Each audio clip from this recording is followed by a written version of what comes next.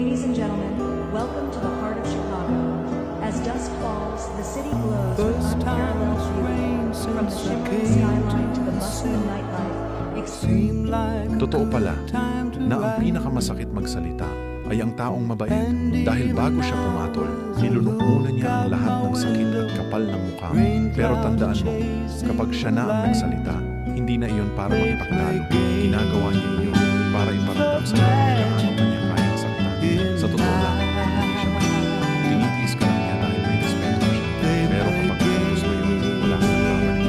Ang dating mabait, kalmado at tahimik. Siya Nakakatakot talagang makisalamuha sa mga taong marunong magpanggap na mabait. Pero sa likod ng ngiti at magandang salita, sila pala mismo ang pasimuno ng gulo. Kasi sa oras na sila ang gumawa ng mali, magaling silang magturo ng iba para linisin ang sarili nilang pangalan.